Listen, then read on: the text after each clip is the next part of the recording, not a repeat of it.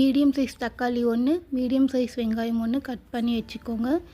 பச்சை மிளகாய் 5 பச்சை மிளகாய் கட் பண்ணி எடுத்துக்கலாம். இல்லைன்னா உங்கள் காரத்துக்கு ஏற்ற மாதிரி எடுத்துக்கோங்க. 4 கொட்டை அளவு புளி, 1/4 கிலோ கத்திரிக்காய் கட் பண்ணி தண்ணியில் உப்பு சேர்த்துக்கலாம். அப்போ தான் கருப்பாகாமல் இருக்கும். ஒரு பாத்திரத்தில் கட் பண்ணி வச்சுருக்க கத்திரிக்காய் சேர்த்துக்கலாம். பச்சை மிளகாய் சேர்த்துக்கலாம். தக்காளி வெங்காயம் சேர்த்துக்கலாம். புளி சேர்த்துட்டு 1/4 டீஸ்பூன் மஞ்சள் தூள் சேர்த்துக்கலாம். தேவையான அளவு உப்பு சேர்த்துக்கலாம்.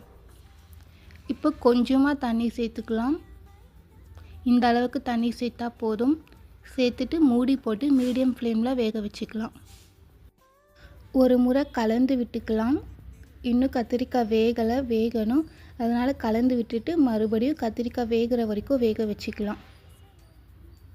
இப்போ கத்திரிக்காய் வெந்துருச்சு. ஸ்டவ் ஆஃப் பண்ணிடலாம். இப்போ கடைஞ்சிக்கலாம். சட்டிக்கு மாற்றியும் கடைஞ்சிக்கலாம், அப்படியும் கடைஞ்சிக்கலாம். பாத்திரத்தில் வச்சு ரொம்ப மையாக கடைய தேவையில்லை. ஒன்றும் பாதியுமாக இருந்தால் போதும்.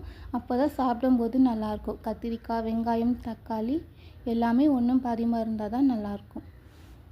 இந்த மாதிரி கடைஞ்சிக்கலாம். 1 டேபிள் ஸ்பூன் எண்ணெய் சேர்த்துக்கலாம். எண்ணெய் சூடான உடனே 1/4 டீஸ்பூன் கடுகு சேர்த்துக்கலாம். கடுகு பொரியணும். பொரிஞ்ச பிறகு 1/4 டீஸ்பூன் சீரகம் சேர்த்துக்கலாம். 1/2 டீஸ்பூன் கடலை பருப்பு, 1/2 டீஸ்பூன் உளுத்தம் பருப்பு சேர்த்துக்கலாம். 2 காய்ந்த மிளகாய் உடச்சி சேர்த்துக்கலாம்.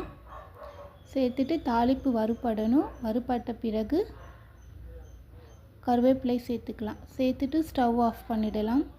தாளிப்பு கடையில் சேர்த்துக்கலாம். சேர்த்துட்டு கலந்து விட்டுக்கோங்க.